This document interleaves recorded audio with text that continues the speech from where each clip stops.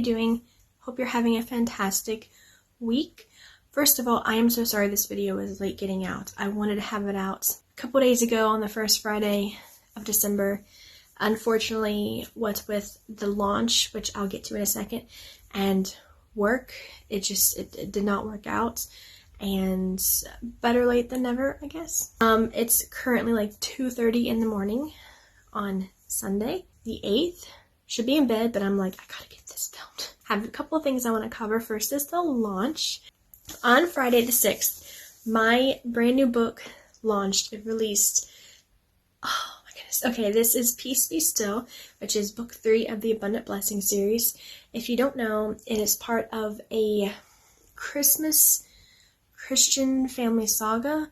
It only takes place during Christmas from November to sometimes New Year's. Chronicles the lives of two families, covers the Hamlets. We have brother and sister William and Sophia Hamlet, who are very wealthy. I don't want to give away any spoilers. So we have them, and then we have the Gable family, which is Rachel and her, well, in book 1, Peggy is 6. In this book, she is 13. 14? 13. She's 13 in this. So it just kind of chronicles their lives, things that come up against day-to-day life, and just around Christmas time. So I'm so excited that this finally released. This is one of the author copies I ordered, and altogether it is 421 pages. Look how thick this thing is. This is the longest book to date that I've written, and it's honestly the longest that of the whole series. So I'm very excited, and I love how pretty the cover is with the snowflakes on top and the blue. I think it popped. But yeah, this is the back. Very exciting. So yeah, can't wait. This thing took me 5 years to write. I started working on it 2019, and things just kind of went from there. I hit several writing slumps. I went through a 2-year period where I didn't write at all. It was bad. The King's Daughter Writing Camp, which is like this virtual writing camp for Christians. It's awesome. And during that, in 2022, I signed up to help with a Christmas blog tour at Joby's Journals, and I ended up finishing my first work that I've completed in that 2-year span, which was The Gift of Christmas, which you can actually read for free on my blog. I have the link in the description. It's very short. It's like 8,000 words or something. And it's about Christmas Eve, 2 strangers meeting at the town's nativity center, nativity like manger scene. One is just an older man who's there just to take some time, worship, and read his Bible and just soak in the Christmas, the spirit of Christmas. And the other guy is homeless, and he's just looking for a place to sleep. It's just like a short, but I'm so proud of it, and yeah, it really meant a lot. So, but anyway, this book released, and it is about peace, true peace. The tagline pretty much sums it up. True peace doesn't always mean that God calms the storms surrounding us. Sometimes he calms the storms within us. And just putting your whole faith, blind trust, and just going through the unknown, not knowing what's going to happen, but knowing that God's in the center of it, and he's going to take care of it. Because some serious stuff does happen in this. This is a clean and wholesome read. There's no language, like with all my books, no language. There's no smut, there's no gore. Content warnings, there is drinking. Some characters do drink. There's some gambling in casinos. There's violence, some mild physical abuse. There is also kidnapping and underlining hints of child trafficking, but it is there. Read at your own discretion, but this is great for Christmas. Christ-centered story, does deal with sensitive topics like I just mentioned. And the romance is kept clean. There's only some few kisses between married couple. Nothing crazy, like I said, there's no smut. So, that's this book in a nutshell, and I have the Goodreads link and also the Amazon link if you want to check it out. And I have the Amazon link for the whole series, because this is book 3. It is not a standalone. It is highly recommended that you read books 1 and 2 in that order, because like I said, it chronicles the lives of these characters, so it builds up, and if you just start with this, you're going to miss a lot, and things aren't going to make sense because you need the backstory. And there is a book 4, not currently in the works because I need a break. However, book 4 will be happening sometime later down the road, maybe a few years from now, because right now my next step after this, while I'm talking author stuff, I'm going to be rebranding and revamping my backlog of published books already. Not this though, this just published. We're not touching the Christmas series. But like, they need help. I was way too enthusiastic and excited when I first started publishing in 2017. So the books I have edited them to a degree over the years, but as for professional editing, no. So I do need to go back. Also, I'm rebranding my whole author brand, and I'm going to do that on Facebook, Instagram, my blog / website, my newsletter. Everything author related is getting a facelift, and I want to give it a more polished look, like more professional. Since this is released and I'm very excited, I'm taking a break from publishing. My number one focus is going to be the rebrand. I have some more WIPs, or I guess that's how you say it, WIPs, work in progresses, WIPs, in the background, including a pirate story, which I'm so excited. But my main focus is the rebranding. So I'm going to kind of be like working a lot behind the scenes. You may see me online from time to time, especially on YouTube, because I love doing the book channel. So you'll see me on here. But as for like writing updates and blog stuff, it's going to be slim. Kind of like a hiatus, but not, because I'm still working on stuff in the back. So everything's going to be kind of under construction. But I'm probably going to start that the beginning of 2025. Kind of just chill, enjoy Christmas. So let's go ahead and get into the very next topic, which is my November reads. So I read a total of 5 books. First one I read was on my Kindle, and that is Zombie Apocalypse. It's a zombie story. I don't read tons of zombie books.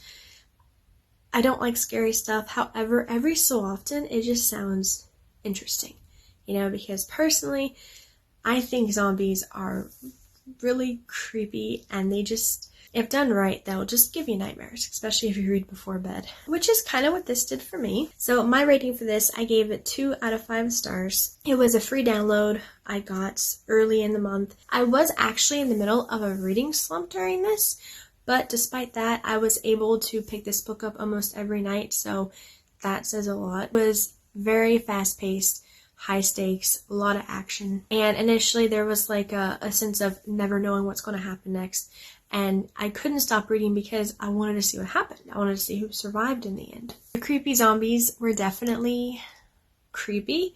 I did have trouble sleeping a few nights because I'd put the book down and then you just hear every little noise and you're like, oh my goodness, was that a zombie? Which, it wasn't, but it was kind of creepy. But there are 2 things that I did not like that gave the low rating. One was the language, and it was heavy language, including an F-bomb. But a lot of times I will just DNF a book if that comes up, which is did not finish. But as I stated, it was a book that I was just devouring in the middle of a reading slump. So it's like, it was really hard to put down. Also, there was a bit of insta-love between 2 of the characters, and I just was not there for it. It just kind of happened out of nowhere, and it was just it was a 16-year-old girl, 19-year-old guy, and it was just I found it kind of cringy. What I did not know before I started reading was that this is part of a series, and I had hoped to finish the book with all the answers I needed. That didn't happen. Quite a lot of cliffhangers, and one of those, wait for book 2 for answers. And I do not plan on continuing the series due to the language, so I'm going to never get those answers, which is kind of unfortunate, but I'll get over it. I do not recommend this if you do not like lots of blood and violence and murder and language. Zombies. It was kind of gory. It was gross. Well, I don't think it was gross, but there was certainly a lot of death and blood and screaming and, Then I read my ARC for When the Last Verse Ends by Michaela Bush. My full review is up in the corner. If you want to check that out, I won't rehash everything. But it was a clean second chance romance, Christian romance. and it just took place in a small, cozy town. Fantastic, festive holiday Christmas atmosphere, which was great. Love the little coffee shop thing. It was very fun. I gave it 3.5 stars. I remember I did not care for was the matchmaking. I actually, through this book, realized how much I don't like the matchmaking trope. I just find it so irksome, but it was good. I do recommend it. The next book I read was Ashes of Roses. I mentioned this in the last video. This was one of my favorite reads this fall. I need to catch up on my reviews on Goodreads. It's bad. I still have not left a full review, full rating thoughts, and honestly, the longer it goes, the more I'm forgetting it. I'm leaning somewhere between 3 and 4 stars. It was very good. Definitely kept me reading. Great historical fiction. Okay, if we're comparing books, if you've read Uprising, which is also about the Triangle Shirtwaist Factory, I felt the characters were more real in Uprising than this one. But this was definitely really interesting still. Heartbreaking with the factory, the disaster and everything. Really about stepping out on your own, breaking away from family traditions, family roots. I'm probably leaning more toward 3.5 to 4 stars. Maybe even 3.75. I need to write my review. Sorry, I may need to reread this because I'm kind of forgetting a lot of the stuff in this book. And then The Tale of Despero, which was another 5 fall favorites. I just love this book so much. I love it. 5 stars. If you haven't read this, you need to. If you like super brave mice who are willing to just risk it all for their love of their life. Happy endings, fairy tales, light versus dark. Like, this is just so good. It's a classic. I think it's a classic. And I think everyone should read it. I'm trying to get my sister to read this. One of these days, she's going to read it. Last book I read is back on the Kindle, and it was Grand Intentions by J. Grace Pennington, who is honestly an author to follow. She is just amazing. Her writing is just so... I don't know, there's always something unexpected going on, and it's just so good. I snagged it during the Black Friday sale, and honestly, it was so relatable. It's about this aspiring author who has started countless books, started writing countless books, never has finished one, busy with her family, taking care of them, and busy with other things, you know. And so her grandma is like, hey, I'm going to go, I think it was Europe or something, for like the summer.